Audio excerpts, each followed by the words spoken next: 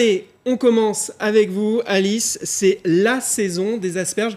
En tout cas, le début des asperges qui arrivent plus tôt que prévu. Et oui, plutôt que prévu. Alors, carrément 15 jours d'avance cette année. Pourquoi ? Parce qu'on a eu un hiver très froid et un printemps qui est arrivé vraiment précocement. Résultat, elles sont sorties plus tôt que prévu et elles sont sur les étals jusqu'en juin. Donc, il faut profiter vraiment de ces 2 mois parce que ça passe vite, d'autant que l'asperge est pleine de qualités nutritives. Elle est bourrée de vitamines, de potassium, de magnésium et en plus, elle est très peu calorique. Seulement 40 calories pour 150 grammes, autant dire rien du tout. Alors, dans quelle région la cultive-t-on ? Alors, on trouve l'asperge en France dans les régions sablonneuses, essentiellement en Aquitaine. On trouve la fameuse asperge blanche des Landes, qui est une IGP.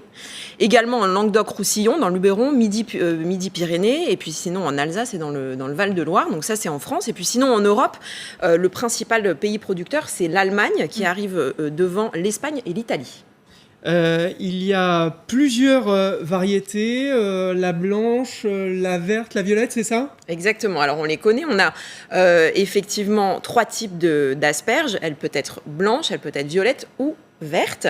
Jean-Bernard, j'ai envie de vous embêter un peu. Est-ce que vous savez ce qui détermine la couleur des asperges ? Non, peut-être des oligo-éléments, des choses comme ça ? Indirectement, en fait, c'est la durée d'exposition au soleil qui donne la couleur de l'asperge. C'est le bronzage de l'asperge. C'est exactement ça. C'est un peu comme les hommes et les femmes. Voilà, exactement.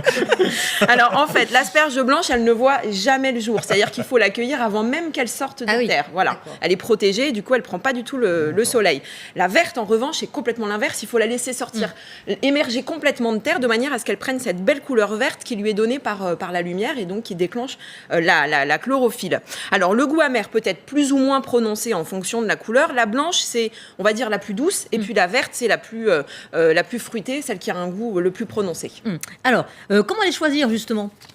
Alors d'abord, pour les choisir, il faut les écouter. En fait, quand elles sont très fraîches, elles crissent en fait. Bon là, on va pas l'entendre évidemment, mais si vous passez le doigt dessus, vous verrez qu'il y a un léger crissement qui est vraiment lié à la fraîcheur de l'asperge. Sur le marché, c'est pas pratique quand même. Si, allez-y, ils ont l'habitude.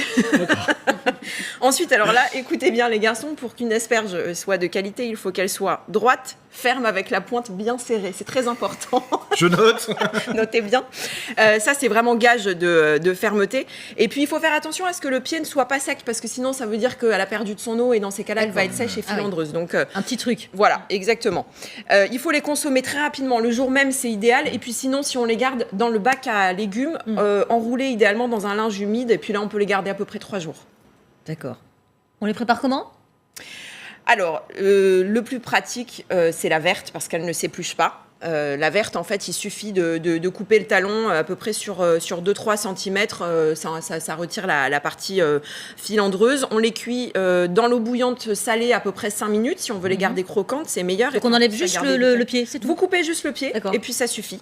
Vous pouvez aussi les faire rôtir à l'huile d'olive dans la poêle. Et sinon, on peut même les manger crus. Vous les taillez en fines lamelles et puis vous les mettez sur une salade ou sur un poisson, par exemple. Donc ça, c'est pour la verte. La blanche, en revanche, demande un tout petit peu plus de préparation. Il faut donc la peler sur toute la longueur en partant pas trop haut quand même de la base. Pareil, on coupe le pied sur 2-3 cm pour enlever la partie dure. Petit instrument super pratique, c'est le pelle asperge qui permet...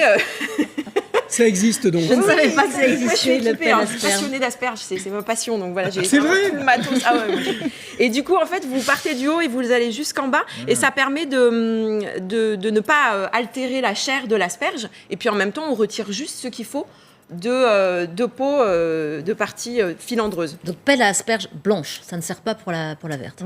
La verte, vous pouvez, si vous voulez, la peler, mais c'est dommage parce qu'en fait, du coup, vous enlevez les qualités nutritives. D'ailleurs, pour la verte, j'ai oublié de vous dire, mais après la cuisson, l'idéal, c'est de les mettre dans de l'eau froide. Ça fixe la couleur et du coup, ça garde sa jolie couleur verte. Voilà. Alors, en tant que passionné d'asperges, je suis sûr que vous avez plein de recettes à nous proposer. Alors, il y a des recettes de chefs qui sont un petit peu difficiles à faire, mais on a des jolies images du Bottin Gourmand.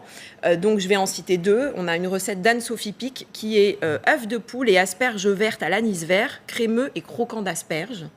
Et sinon, on a une très belle recette aussi d'Alain Passard, le roi du légume, qui nous propose des tagliatelles d'asperges aux petits pois et gnocchis de chou-fleur à l'oseille. Voilà. Sinon, plus facile à réaliser à la maison, 2-3 idées pour accorder l'asperge. Asperge mayonnaise. Ça marche Alors, toujours. ça, c'est le classique, effectivement, asperge mayo. On peut le faire, on peut aussi préparer l'asperge avec la fameuse sauce hollandaise, hein, cette petite émulsion acidulée. Marier les asperges avec des agrumes en zeste ou bien carrément en morceaux, ça va très très très bien ensemble. Sinon, on peut faire aussi l'asperge avec un œuf cocotte, par exemple. C'est pareil, hein, c'est un mariage vraiment parfait. Asperges épinards, par exemple, ou bien salade d'asperges vertes et radis aux pois chiches rôtis. Voilà, c'est 2-3 idées comme ça pour le brunch agrémenter du les dimanche asperges. midi. Exactement. Parfait.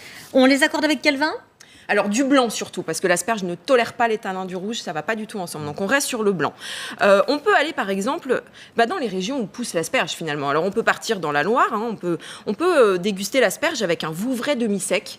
La rondeur et la douceur, pour le coup, vont atténuer l'amertume de l'asperge. Et puis sinon, avec la verte par exemple, on peut partir dans le Roussillon, un muscat sec, hein, qui est un vin aromatique avec des notes végétales et un peu herbacées comme ça, qui se marieront très bien. Ou sinon en Alsace avec un pinot gris, pas tout à fait sec. Donc du coup pareil, la douceur en fin de bouche comme ça va atténuer un peu le goût prononcé de cette asperge verte. Alors, on l'a dit, hein, c'est le début de la saison. Est-ce que ça veut dire que les asperges sont encore un peu chères et qu'il faut attendre c'est toujours quelques plus jours cher au début, évidemment, parce que c'est les premières et donc tout le monde en veut.